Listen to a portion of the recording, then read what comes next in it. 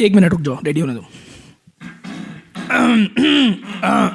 चलो ये कर लेते हैं। This could be a great intro.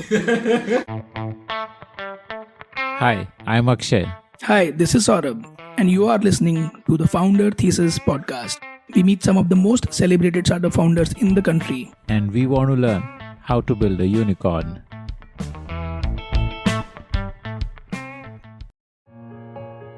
Hi, I am Anurakt Jain, founder of Klub. Delighted to be part of the podcast. Thank you for having me over.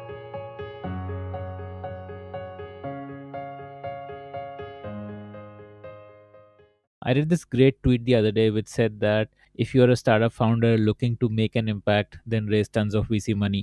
But if you're a founder looking to create wealth, then bootstrap it. For most founders, this is a dilemma that's hard to solve.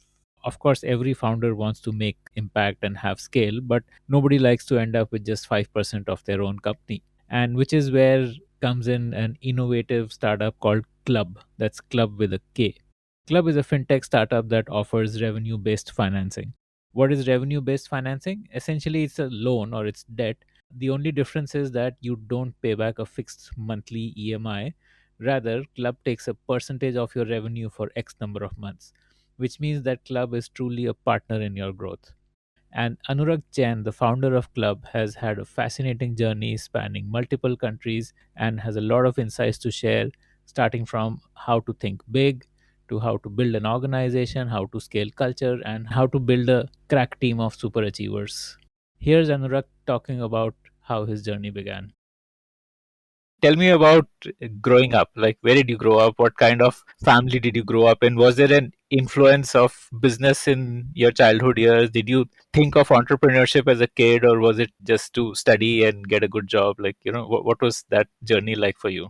So, my journey actually is a bit of all over the India. I'm originally from Madhya Pradesh. That's where my sort of natives are from.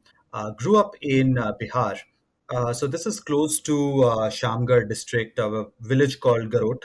We still have land there, and my father takes care of it as well. Largely, it's just come through the generations of sorts.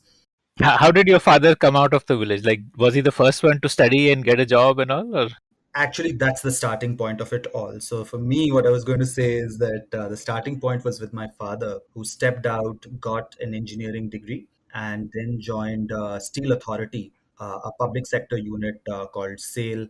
Back then, getting a government job was two things. A, it was a lot of stability, but for him, I'd argue that it was getting out of the setting of the village in itself. He did his MBA as well, somewhere in the middle, but he started with that job in Steel Authority and he retired with that job in Steel Authority. So he was a career guy who did it. But interestingly, we got exposed to a city called Bokaro. It's actually called Bokaro Steel City. There is a steel plant there. And that was the perfect melting pot. So the first few years of my schooling were in Bokaro, where different people across India had come in. And these were more educated people. These were all engineers and sons and daughters of engineers. And so the academic system in that small town was cutthroat. And everyone would want their children to study and to do well in life. And it was quite unlike other towns and cities in that there wasn't any external influence. So while we were in Bihar, now Jharkhand, it was an isolated community in itself that was its own microcosm of sorts. So that was the first part of life up until sixth standard. For some personal reasons, we had to shift and to relocate. So we ended up going to Rajasthan. So I did the next part of my schooling in Jaipur, which was another phenomenal experience in itself. Did my 11th and 12th from Kota. Engineering was the option that I had gotten myself into largely because I was terrible at drawing and I knew that I could do nothing in arts. And so ended up going to Kota to prep for the IITs. Did not get through the first attempt and went to Delhi. Took another attempt, got through, and got into IIT Delhi. That one year, all I did was cram as much as possible, but also reflect on what all I had not done in my first attempt to be able to undo the mistakes. Right, right. Okay. In IIT, my first math test is when I got a big fat zero. And that's when I realized I am not cut out for this. So while I wanted to be an aerospace engineer, I couldn't, and I got civil engineering as a degree. Even in civil engineering, I was a big fat dhole, thanks to my first math test. And that's when I figured out I need to do something else. I need to channel my energies differently. One of the reasons why I really wanted to get to the IITs, which is unheard of, is because of the extracurriculars. And that got validated. So I spent a lot of time in extracurriculars in undergrad. But in my second year, I actually got into a side thing also, which is I started solving a problem. So there was one particular problem that I felt very strongly about, and I started solving that problem. Today, I can call it my first startup idea. Back then, I had no idea I was working on a startup. What was the problem? The problem was very simple. I mean, I was just trying to create a model in which students from IITs could just coach, not coach from an education standpoint, but just coach from a getting into IIT soft skills perspective for students. And so I was speaking with coaching institutions saying, hey, I have a bunch of friends who want to speak to potential students. Why don't we set this up as a program? And why don't you pay me for it? So it was a problem, and I was trying to find an economic solution there. There was demand, there was supply. That was my first attempt at a marketplace. It failed miserably. I didn't realize that the coaching institutions saw this as a threat. They saw this as a threat in that they believed that we could actually start educating the students ourselves, and and that would lead to their jobs. Or their sort of links with the students getting removed. So for us, we kept on trying to speak with some of our teachers as well, saying, hey, this makes sense, but finally realized that this doesn't work. And that was the failure of my first startup idea in itself. Okay. So, because of that startup idea, I came across the term entrepreneurship. As I was just researching up more about it, speaking with some mentors, and they told me, "Hey, why don't you check out the term called entrepreneurship?" While I was searching for the term entrepreneurship, I came across the term venture capital, and that was my aha moment in my second year of IIT, where I said, "Hang on, this is so cool. As a failed entrepreneur, I can enable other entrepreneurs, and I get paid to do that. That sounds like a phenomenal career opportunity in itself." And that was when the whole bug for I was bitten by the bug of venture capital, and I tried to figure out how to craft my journey into venture capital. Applied to a bunch of companies, and I'm speaking 2002, where when there weren't enough companies in India, venture capital funds in India. And so the few that were there, I applied to them, got the standard response. You don't have any work experience, you don't have any MBA, so we can't accept you. And I kept on trying for a long period of time just to realize that this is not the time for me to get into venture capital. So after the IIT, I got into an IT consulting firm. It was a very short stint for 6 months, because in the fourth month, out of the blue, I got an email in my old inbox from one of the people I had applied to about a year and a half back. This person moved out of their venture capital fund, and he asked me if I was still interested in joining a company. And so I ended up responding back, ended up interviewing and joining a boutique investment bank as the first employee back in 2005, something which was unprecedented, unheard of. My parents were completely shocked, but that was a bold, gutsy move in itself, which paved off in a lot of ways. Learned a lot in that few years in that boutique investment bank. That boutique investment bank was setting up its own venture capital fund, which did not materialize. And that's when I decided formally to apply to venture capital. got through venture capital with a firm called DFG, and so kind of came full circle after the second year of IIT. And you were like an investment analyst, like you would be talking to potential founders who could be invested in. Absolutely. So I was the only analyst on the team. In fact, it was a very small team at that point in time. It was three investment professionals and a venture partner as well. So four investment professionals full time, only three based out of Bangalore. I was the analyst responsible for speaking with companies, figuring out the investments, assisting the partner and the principal. And because it's a small team, just about doing everything. So I recall doing about everything, including setting up the office space as well. So it was anything and everything, but it was a phenomenal learning experience in itself.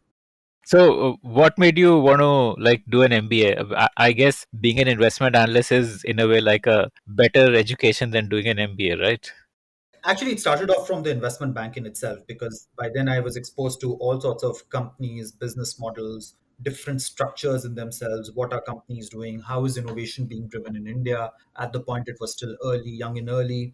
DFJ was just a whole new dimension to it as well. At some given point in time, I was the youngest VC in India, which was not the best thing to speak about. I would actually never speak about it because it made no sense. So I was sitting in boardrooms and board meetings as an observer, but I realized very quickly that I actually didn't know anything. And there was so much more to learn, so much more to figure out. I understood a bit of finance, but but it was all about people. It was all about how groups of people come together to solve problems. And that was the real thing that got me thinking as well. So, towards the end of my DFJ stint, I actually tried to do my second startup idea with my current co founder. So, we were a group of four people, one of who is my current co founder, and we were trying to solve another problem at that point in time. Simultaneously, I was applying for business school, largely because the VC fund as an analyst, as you grow up, you have to go for the business school in itself. I was in two minds. I was trying to figure out whether I should or should not go, and a very smart person told me that years later, in your career, it will matter. At that point in time, it did not make sense, and I rebelled a fair bit, but finally ended up applying to a few programs, got through Wharton, and ended up joining. So that project, that second startup idea, got disbanded, and I went to business school. Must have been like a pretty life-changing experience. No, I mean, you were in a way with the best minds of the world. So what changed in you post that 2 year stint? Like, did it change your trajectory, your goals? For me, Wharton was transformational in a few ways in that the first class that we had during preterm was taken by a professor by the name of Adam Grant. And it was transformational. It was done during preterm, that is, before the course had started off as well. And I realized very quickly that what he was saying linked back with something that I had realized in venture capital, that it's all about people. And Adam Grant is a professor who has spent years in organizational development, organizational effectiveness, and motivation theories. And everything that happened during that short course in preterm absolutely validated my idea about what I had seen in venture capital. So for the next 2 years, I tried to fuse the concepts of venture capital that I had learned about investing and building companies with organizational development. It's all about how do you get a group of people to work together and to perform together in a common direction. That was the big shift, I'd say, that happened for me. Apart from the fact that I wanted to be an operator, so just those 2 years were transformational. I always say this, that I think business school for me was a net addition of intangibles as opposed to tangibles. I don't think I learned a lot of tangible skill sets in terms of finance or accounting or marketing, but just the intangibles in terms of a different way of thinking. I think that was spectacular.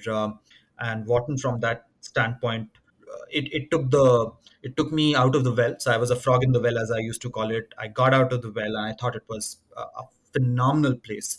Just the way that I think today, I attribute a lot of that to Wharton, because that allowed me to think very, very differently as well. So that was the net outcome of Wharton did an internship in the Bay Area, and I thought that was super cool. So I'd never worked in Bay Area. I'd worked for a Bay Area fund, but that was working in the Bay Area. That was a very, very interesting summer in itself, and I wanted to try and get an operational role in the Valley after graduation. So the very next day after graduation, after convocation, I packed up my bags, flew out to the West Coast. For the next 2 3 months, I tried my hand to get an operational job. I wouldn't get it. The country was still coming out of recession. I heard the common thing: "Hey, you're a VC. You're from India. There are no tangible skill sets that you have, so we don't know how to place you." I didn't want to get into the green card shenanigans. So after trying for 2 3 months, is when I decided to come back to India. Incidentally, right when I booked my tickets, within 2 3 days, I finally got a job offer. But by then, I'd made up my Oh, mind to move back to India. okay, okay. No regrets about that? None whatsoever, because as a student, I'd run out of money. And I knew that that was the right thing to do in terms of moving back. As is the plan was just to spend a couple of years in the US at best, and then go back to India to build. But no regrets whatsoever, because much later, years on in my career within Mobi, I traveled extensively to the US, and I spent a lot of time working there. So much so that I think I did enough and more than I wanted to from my post B school experience. So no regrets whatsoever. So, how did you end up at InMobi? It was actually not in Mobi directly. So after coming back to India, I was searching for operational roles here. But by then I had gotten married, and so both my wife and I, we were trying to figure out the ideal configuration. So I got an operational role in Delhi, and my wife got a role in Bangalore. So I decided to move to Bangalore with another VC fund. So this was Temasek's VC subsidiary called Vertex, which was setting up its India arm. So I ended up joining as the second person on the ground. Again, the same charter of leading investments in the India market. Did that for about a year and a half, 2 years, led the investment in First Cry. Possibly my only notable investment in my entire venture capital career. And I was still trying to marry venture capital with organizational development. So that thread was that Kira had not gone. In fact, right after B school, I was pounding the pavements on Sandhill Road as well, trying to convince VCs to say, why don't you think about adding on this dimension, working with your portfolio companies? The only fund at that point in time that I still recall resonated with what I said was Andreessen Horowitz. They had a full blown team that was doing partner management, that was working with startups at that point in time in helping them build talent. But I didn't really get a lot of sort of support at that time.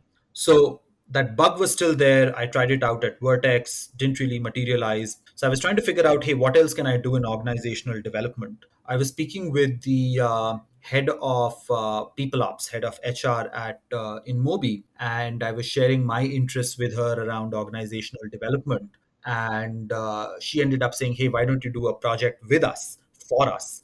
So I ended up doing an HR intervention for the HR team as a nobody. I mean, I had no idea about the space, but she was kind enough to just, you know, give me a project. And that project got me connected to the InMobi founders. I'd already known them before in my venture capital days. And so I was pitching them a few business ideas. As a young brash VC, I was telling them, hey, you should do these things. It would be ideal for the business to grow. And I still recall them turning around saying, Naveen turning around and saying, hey, why don't you come build it for us? And I was taken aback in that I had always given Gyan. It wasn't thrown back at me saying, hey, do you want to build it yourself? And so over the next few months, uh, Naveen and Amit were kind enough to take a bet on me. And and that's how I ended up joining in Mobi. What was the business you were building? So the whole thesis at that point in time, and this is an era when Facebook had absolutely mushroomed in the mobile advertising business. So it was just two large giants, Google and Facebook, and everyone else was getting clobbered left, right, and center. So the thesis was that InMobi as a company, as a marketplace, should partner with large entities that are also trying to disrupt this duopoly. And so the thesis was that we work with OEMs, essentially mobile device manufacturers, because they have a lot of real estate and data, and also to work with telcos who also have a lot of data assets. And in some countries, they control the mobile devices as well. So essentially, how do we get access to exclusive real estate and to exclusive data? So essentially, that was the whole proposition about starting off a vertical that works with OEMs and with telcos. This is what led to Glance eventually. That is absolutely right. So we were part of the founding team of Glance. In fact, it was not called Glance back then. Initially, when I had joined, there was no term. It was called New Initiatives because we were keeping it under wraps. We then christened it internally. It was led by Amit Gupta, founder of Yulu.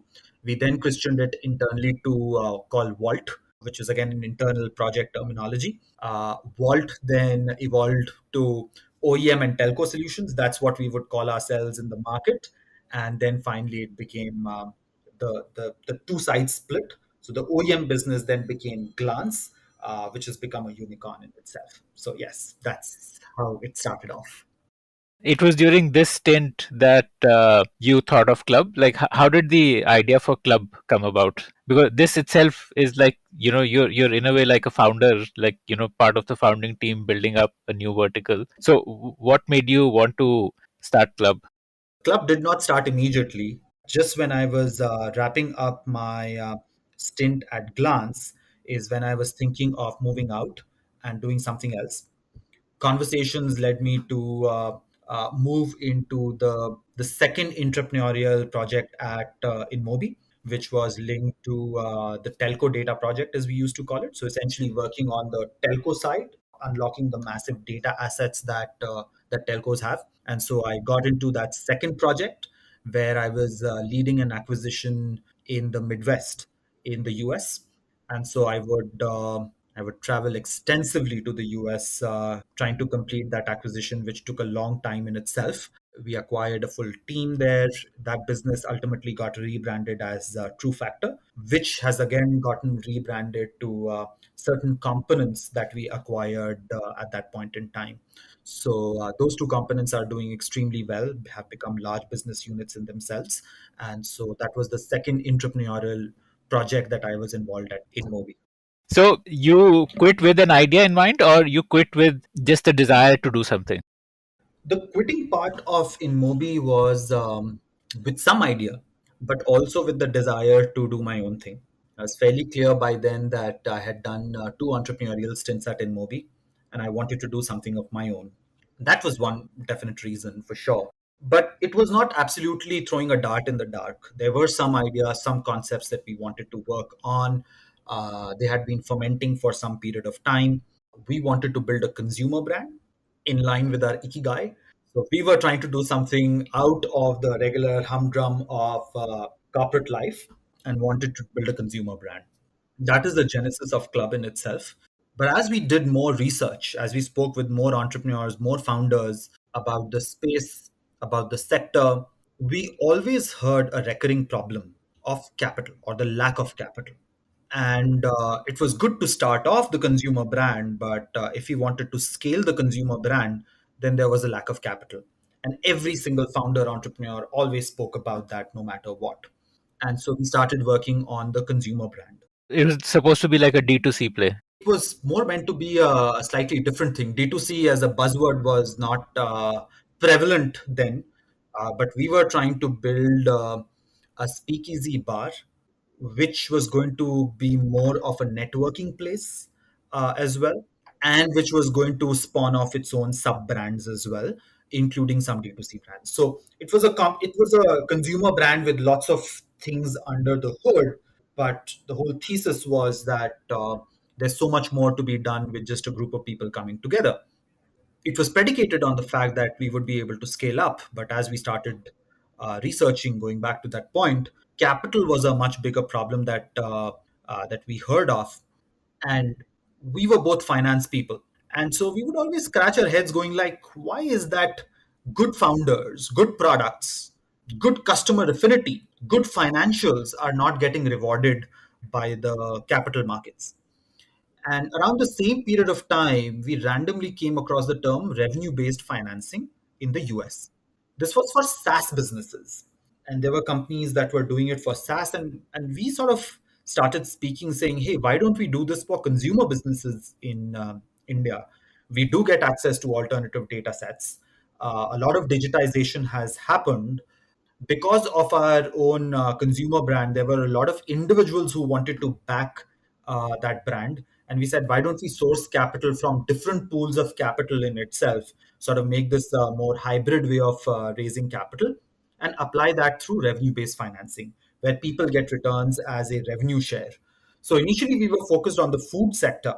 And that's how Klub, in its current form, shape, or manner, got started out, which was a revenue based financing company for the food sector. Surge happened to us in that we applied. We were the last company, the 20th company of the second batch, Surge 2 cohort. We got through the Surge program, and literally on the first day, we were challenged to think big. And if anything, Ishita and I can think big. That's not our problem at all. And we said, hey, we are going to take a decision, which we knew is going to happen 3 quarters out. Are we a fintech company or are we a food first company? I mean, are we going to anchor on the sector or are we going to anchor on the product? And we knew that decision will happen 3 quarters out. Just on the first day of Surge itself, when we were forced to think big, we said, let's take that decision today. And so that very day, we took a decision that we will be fintech first and we will be sector agnostic. If you like to hear stories of founders, then we have tons of great stories from entrepreneurs who have built billion-dollar businesses. Just search for the Founder Thesis podcast on any audio streaming app like Spotify, Gaana, Apple Podcasts, and subscribe to the show. So, how does revenue based financing work? How do you get paid back? I mean, I understand giving the money, like that would be like easy, but how do you get paid back? The best way to think about revenue based financing is that we give capital to companies but take back the returns as a revenue share. So there is no equity dilution, there are no warrants, there are no fixed EMIs like that of debt. But every month, whatever the company makes, a percentage of that, a pre agreed percentage of that, is what goes back as returns. So the advantage is during good months, the returns are accelerated.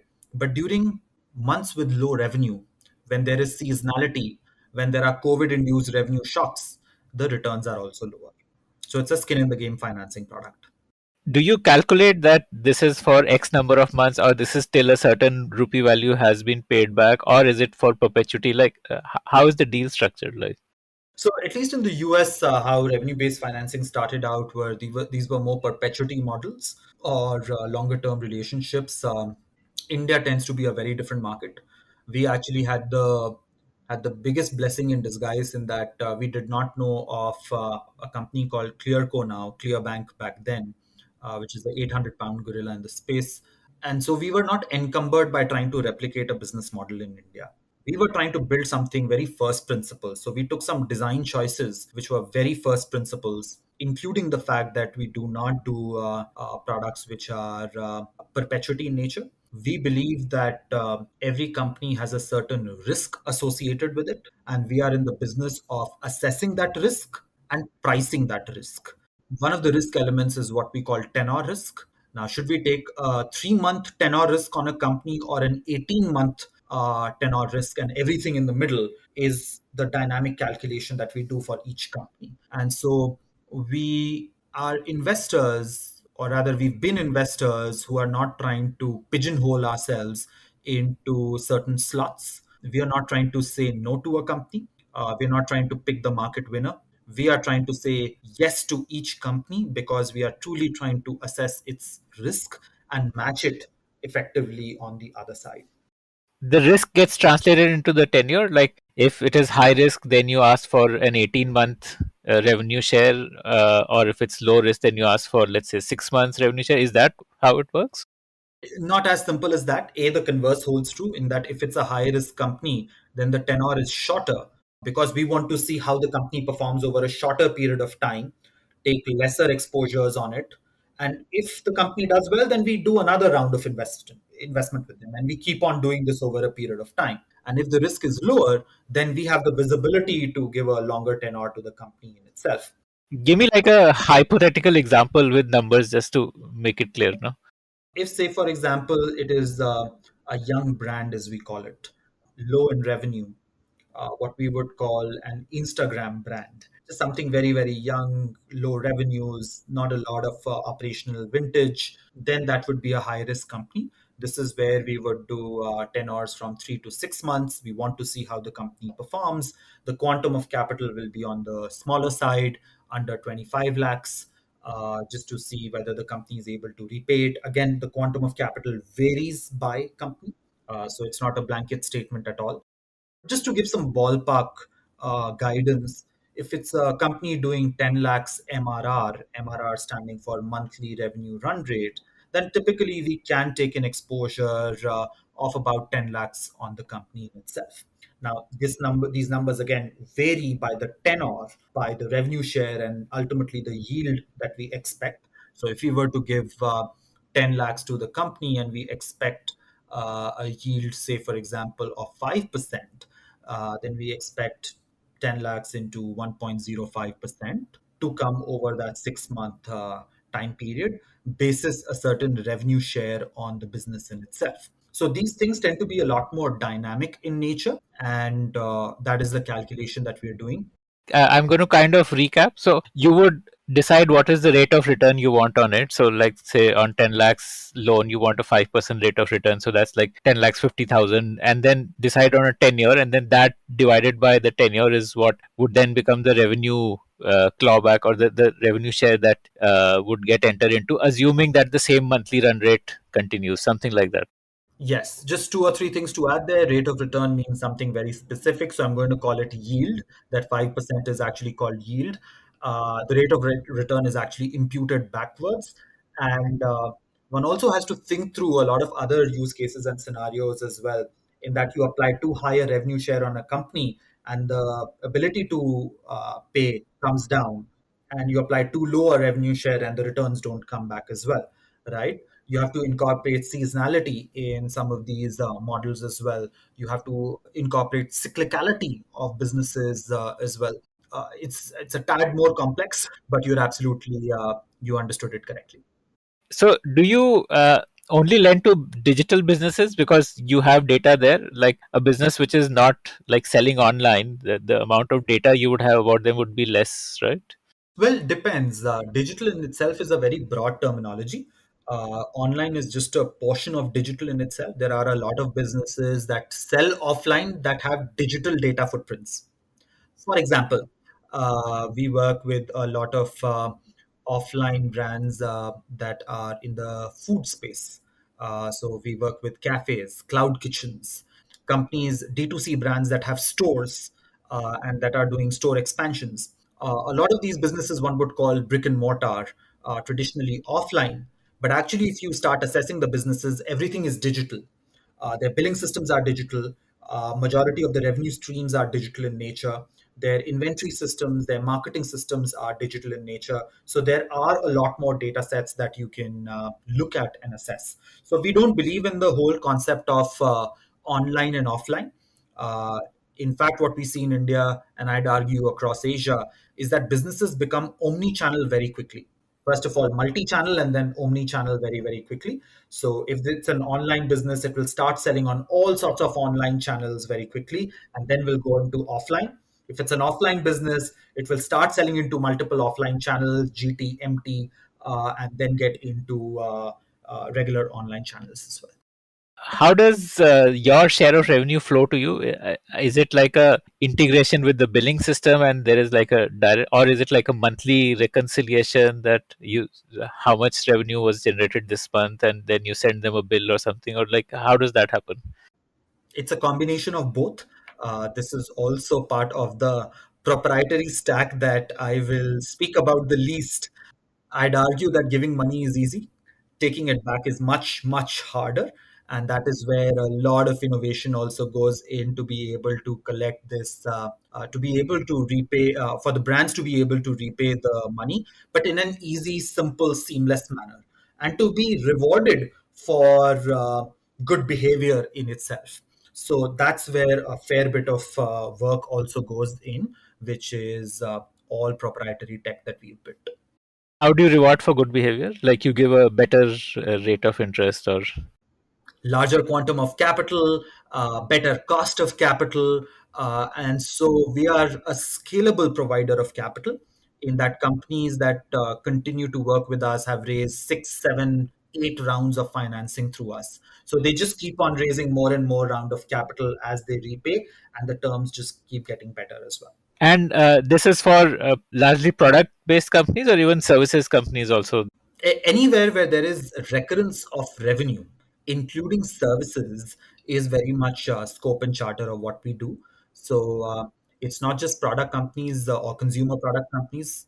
Like say an ad agency. An ad agency, if it has recurring revenue, would become part of the scope.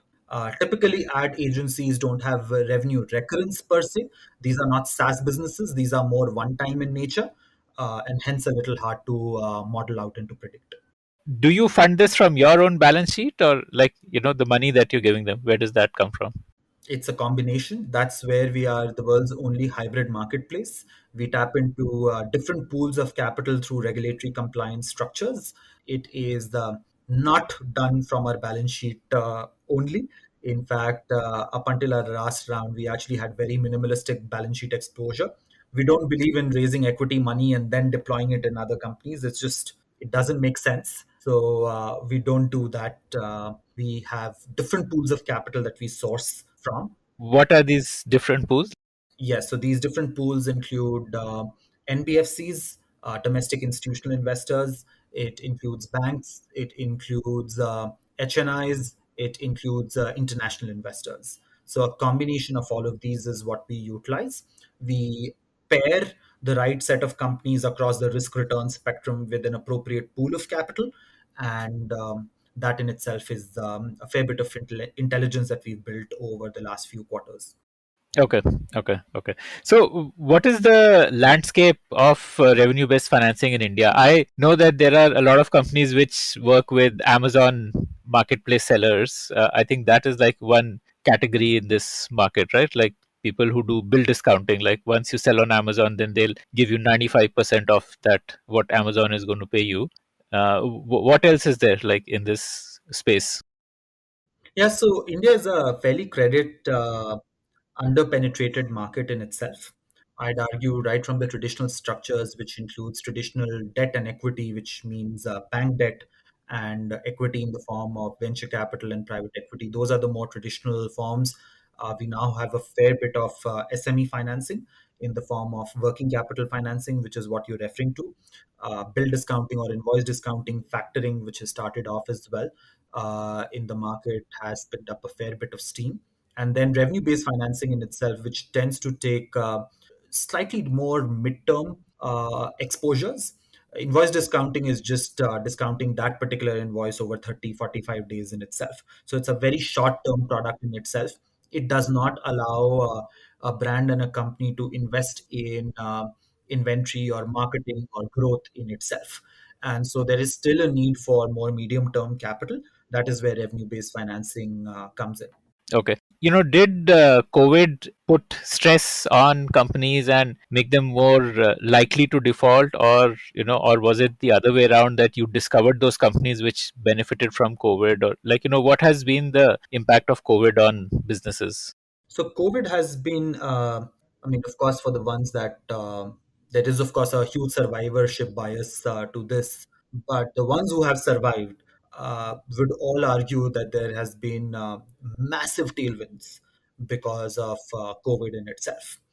Just the adoption, the digital adoption, what would have taken 3 to 4 years, got compressed in a matter of 3 to 4 quarters. And that positive impact is what a lot of businesses have seen.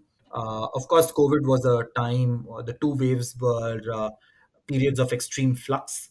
That's when a lot of businesses discovered the flexibility of revenue based financing as well, in that this is where a product like this makes complete sense. So we actually saw a lot of benefits associated with it. A few businesses did have downturns during the weeks of lockdown, but as soon as markets opened up, they jumped back. And so much so that we had to build optionality in our products such that companies that are absolutely mushrooming off don't end up overpaying as well. And so we have seen net net, after accounting for survivorship bias, a lot of businesses do well, a lot of shift to digital across traditional businesses as well. And that is where financing in itself has become more digital in nature, which is what we are enjoying completely. So, what is your roadmap towards becoming a unicorn? How do you see that happening? Is it continue to get more customers for the same product, or also do expand into allied products, or what's the roadmap? So, first thing first, we don't think of that as the target in any form, shape, or manner in terms of becoming a unicorn. Startup valuation is a math of demand and supply at the end of the day. And there is an over indexation on that, and there is it leads to certain very weird things happening in startups that we are already seeing, and we are going to see over the next few quarters as well. We are truly here because we are trying to solve a problem. We are on a mission to enable growth for love brands. As simple as that, as complex as that. We believe that there is a much larger purpose that we are executing towards. Founders of companies genuinely are not able to get capital to build their businesses. And we think that's such a large problem for us to solve. We are grateful every single day that we get to work with phenomenal founders across the spectrum of maturity of companies. It's a privilege that we take very, very seriously at Club. We handle people's money. It is a position of extreme responsibility. If you're able to build what we are building and deliver more throughput, deliver more value, we know that intrinsically value of the marketplace also increases. And if the value of the marketplace increases, then it will be rewarded by investors who would see more potential to it as well. What is stopping you from, like, say, growing 10x each month? Is it that there are not enough quality founders around, or that it takes time to assess the risk of each founder? What are like those kind of challenges which you are solving on a day-to-day basis? Actually, I'm going to take a step back and respond to that question. In that, two-sided marketplaces are built gradually, where you are making sure that supply and demand are built in tandem. You over-index on one side, and the marketplace becomes lopsided and it fails.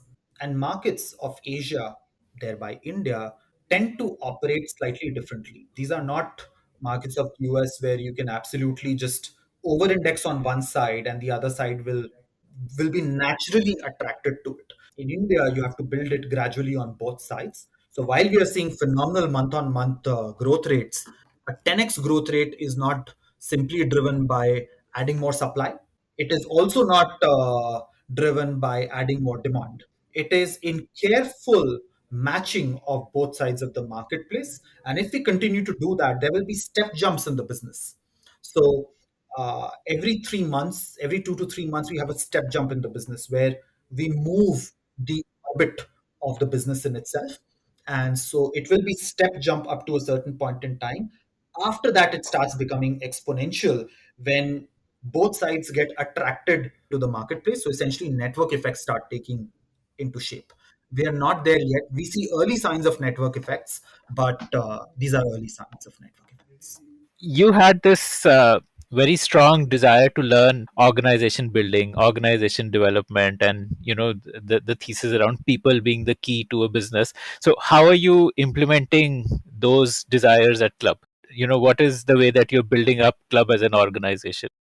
Let me start off by saying that it's not a singular thing that you do that ultimately leads to an organization getting built and for it to hum in a particular, to operate at a particular frequency in itself.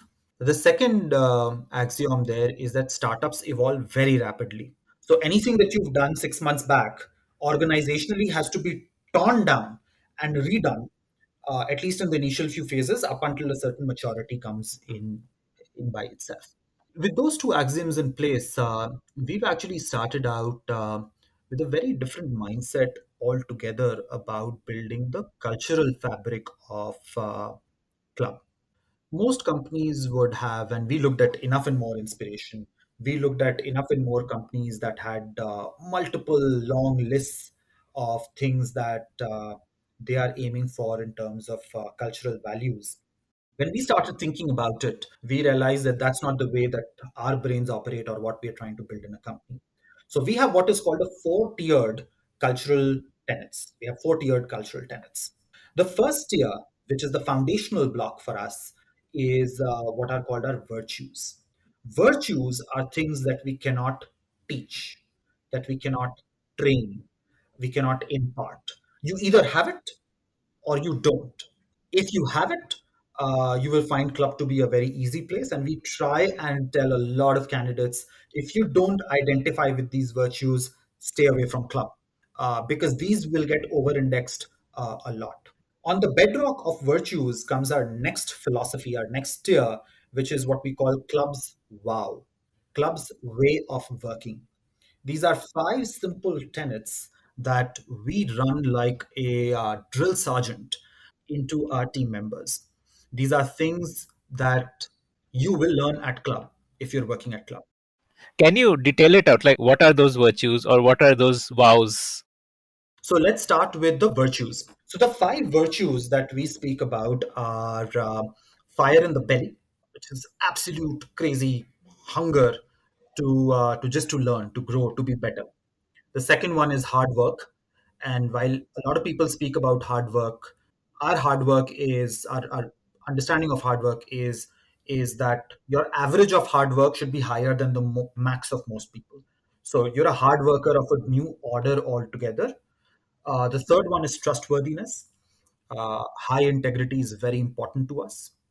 The next one is intellectual curiosity. It's always just learning more things. It's just having a growth mindset about all sorts of things in life. And the last one is humility. Incredible intellectual humility about what you know, but more importantly, what you don't know. So these are five virtues that we sort of ask pretty much all people who are interviewing at Club to identify with. And if they don't, we recommend them to steer clear. Moving on to the next one, which is essentially our way of working. The five of them are what we call high A to D. A to D stands for attention to detail. It is so important to have very, very high A to D because we deal with people's money. Even 5 paisa here or there doesn't work for us. And so, zero defect work consistently is something that we ram into our team members as well. Structured thinking is the next one. Essentially, the ability to manage multiple threads, parallel and sequential in nature, and be able to know what the priority is at this particular point in time while making sure that others don't drop in themselves. So that's another big thing. The third one is clear communication, both internally and externally. We could do a lot better externally, but just in terms of internal communication, we tend to focus a lot in making sure that our input and output of receipt of information is very, very clear in itself. The next one is extreme ownership. So the ability to own things, get them done, and then to help other team members as a team in itself. It's sort of taken off from the SEALs in the US in itself. The last of our tenet there is positivity spreader. So essentially, startups are tough in nature. So we try and keep inculcating that you have to look at the brighter side of things. And so positivity spreader is the fourth way of working tenet for us. So that's the second layer on which things are built, which leads us on to the third layer, which is actually the cultural values. Culture is what is the next layer for us. Now, interestingly, when we thought about culture very deeply, we realized that there is nothing called ideal. Culture is actually finding balance, and that balance tends to shift and it tends to vary. So it's about finding that right balance at that point in time, which is ideal for the situation in itself. So the five cultural values for us, which is sort of a balance in the middle. The first one is think big and execute small. So we really believe that thinking big is important, but the execution is minute in nature. It has to be piecemeal in nature. It is step by step in nature. When they say Rome was not built in one day, they are right. But then you need to have that vision that a Rome is going to be built and much more if you have to do it as well. The second is delivering high velocity output and high quality output. A lot of times, even in India, we are trained that, you know, move fast, break things. We don't believe in that at all. You have to move fast. It's not just movement, you have to deliver velocity, which is not just speed, it's about the distance traversed, but also with high quality in itself. The third one is be objective and retain emotionality. Startups are so much about taking objective decisions, yet you need to be emotional. You know, you need to have a drive, a hunger, a passion, a vision, and that's all emotional. So, you know, you have to find that balance between the two in itself. The fourth one is always be building and always be selling. So essentially, you keep on building, yet you have to sell that in the market as well. It's again finding the balance between the two. The last is raise the bar for yourself and for others. So it's not just about an individual contribution in itself, it's also about expecting and demanding more from other team members. These are the three layers. The last one, the simplest one, is the mission, which sits on the apex. Our mission is to enable growth for love brands. That sits at the top of the pyramid. So that's our cultural tenets. I know I took a long time to speak about it. No, no, no. I think it's worth the time spent. What is your headcount today? We're 40 people. Isn't this overkill for a 40 people startup? It's hard for someone to even remember. Or is it something which is more of your personal, like a guide of for the founders to keep in mind? If you were to ask most companies about culture and ask team members, do you remember culture? I would bet my money that they don't. Not all of the thing, not all of the times. You don't lay down cultural tenets for remembering them. You lay down cultural tenets because when everything else is forgotten, these can be remembered. And that's the single purpose why culture exists and it needs to be articulated. I'd argue what we are doing is so complex that it can easily be a 150-person team. We do what we do with 40 people because of our cultural tenets, because we are self selecting a very elite set of team members. We are not trying to be the Marines, we are trying to be the SEALs. We are that elite commando unit. The more elite you get, the more clear you need to be on why you are doing what you are doing. And even if you don't remember all of the things, can you just remember that there are four things that matter? Even if you can remember that, it doesn't matter. The rest will come naturally because virtues, no one needs to remember. You're already screened for it. Way of working, no one needs to remember it. We will battle train you. We will ram this into you if you're a team member at Club. Cultural tenets, you remember, you don't remember, doesn't matter at all. The only single thing that you need to remember is the mission. That's all we ask. The rest, it doesn't really matter. Right, right. Yeah, this is actually thinking big, executing small. Amazing. You've already thought about what like a large organization should have and executed it today, like in anticipation of that. Amazing. So, how does your hiring work? Like, how do you build this team of SEALs? At least our interviewing process is going through iterations. This is where every 6 months we have to scratch down our template and to restart it grounds up. Today we get a fair bit of inbound as well. We are reaching out outbound. A fair bit of we work with a fair bit of agencies as well at this point in time. But there are multiple screening layers. These screening layers are both technical and non-technical. The advantage of a small team is that you start understanding the fabric of how the team operates. These are unspoken things. These are things that we are testing out. Again, the virtues and power, right? So, right during technical and non technical screening, a lot of people just keep getting screened out. Our rejection rates are incredibly high. And we've looked at some of that data, and it's mind boggling at some level. But that's what we need to do. right? If we have to do what we do. After that, it starts advancing into more detailed technical rounds where we ask for case studies. And then you end up speaking with one of the co founders who's taking not just a technical round, but also a non technical cultural fitment. We also have bar raisers internally. So, bar raisers are always pushing the boundaries of how the team is going to be and going to be designed. So, it's a combination of some of the best practices that we found. And we are again in the process of redoing and rehashing it as we speak.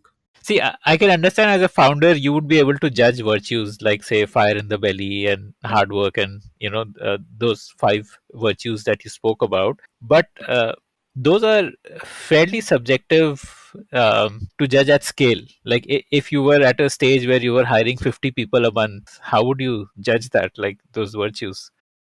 I know this is a podcast, but I've been smiling, and the reason I'm smiling is because I think some of my team members judge virtues far better than even I do, and I'm incredibly proud to say that. Right? I mean, if they are able to do this, that means we've done something right. Yes, they become much harder if you're trying to add 50, 100 people every month. We're very clear we are not trying to add 50, 100 people every month. That's an organizational choice that we took a long time back. Our choice has always been as founders is that less is more. If we have less high quality people, we know that as a unit we'll be able to do a lot more. It's again the same seals concept. You will not see a platoon of seals going after a problem. You have very small units that actually attack problems, and everyone knows what they're doing in that particular unit. Our belief is that in this mad rush for hyper growth, we start throwing people at the problem. And yes, there is a time and place for throwing people at the problem, but then you have these boomerang effects where where you add a lot of people, then you're downsizing, and then you're adding again, and you're downsizing. We took a conscious call. We will never do that. We will be high bar, tough to get into, tough to work at, for sure. But if you enjoy this, then you will hopefully learn something as you move on in your professional career in itself. So we are not aiming to do 50 to 100 editions every month, and so this works. Does your interview process have like a form in which people rate on virtues, or is it like more unspoken? And No, so at the end of it, the interviewers actually end up rating the professional as well along cultural dimensions. The cultural round is specifically designed for it. A lot of team members are assessing on the technical side, but the cultural side absolutely goes down into virtues as well. We also try and do something else. It's much simpler for us to repel people than to attract people. It's counterintuitive, but we are putting ourselves out there such that people don't want to apply at Club, that they know that this is a tough place. We're still work in progress. I definitely don't want to claim that we've been able to do it, but we are trying to communicate as much as is possible that if you think it doesn't work, chances are it won't. We are just trying to catch the best signals between the noise, not that it's meant offensively. It's not. Everyone fits into different kinds of organizations. There are some organizations that won't fit for you, and we are trying to call out very clearly about what we are as an organization, such that if you don't think it makes sense, don't join us. It's okay on both sides. as in, you've created friction in the application or the selection process so that there is like a self selection where people are opting out on their own. It's not as much friction, it's more about communication. We are trying hard to communicate more effectively, and I'd still argue we can do a far better job of it. But we want to communicate about what fits, but more importantly, what doesn't fit at Club. And if we can go out there telling people more about what doesn't fit, we are fairly certain that the fitments will happen. If you like the Founder Thesis podcast, then do check out our other shows on subjects like marketing, technology, career advice, books, and drama. Visit thepodium.in, that is thepodium.in, for a complete list of all our shows.